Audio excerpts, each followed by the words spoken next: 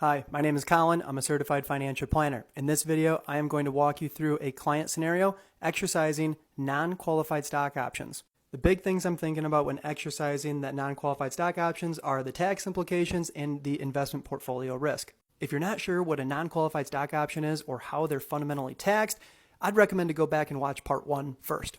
First, you got to get organized and have a list of all the granted shares, the number of shares, the strike price, and then you can start estimating the value. I use a tax planning software called Holistiplan, and I like to start by getting last year's tax return and then building out as accurate of an estimation as I can for the next year or this year, and assume that we do not exercise any of the non-qualified stock options. Then I'll start building out some scenarios of exercising some options, a decent amount, and then all of the vested options. The most obvious thing to watch out for is making sure that exercising the options doesn't bump you into a higher bracket.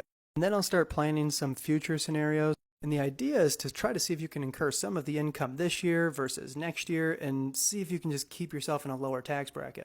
This client has a good problem because they have a ton of future options being vested, so they really just can't hide from this income, and it's also not going to change their marginal rate that much. So honestly, I'm almost starting to get more concerned about the investment risk, and if we don't exercise these options and put the money in our pocket, what if the stock declines by 10, 20, 30%? Now all of a sudden these options could potentially become worthless. However, with this specific client, I did catch one kind of cool thing.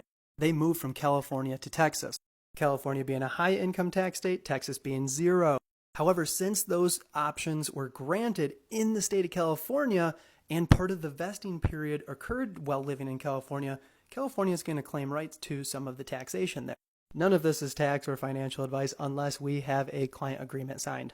So I calculated how many days the client lived in California versus Texas and determined a percentage that may be taxable to California. So oddly enough, the longer they live in Texas, the lower the percentage that is taxable to California.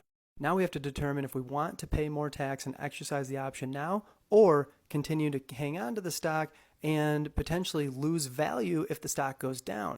I usually like to do the mental exercise in asking a client, if you had $100,000 in your bank, would you go out and buy the company stock with that full 100 grand? It often seems like a big investment decision to sell your company stock. And a lot of times the default answer is to do nothing, aka just continue to hold the stock. But in my opinion, that really is a decision to essentially buy the stock. And if you wouldn't want to buy your company stock, you probably shouldn't be holding it either. I hope this video helped bring up a couple additional variables to consider when evaluating your non-qualified stock options.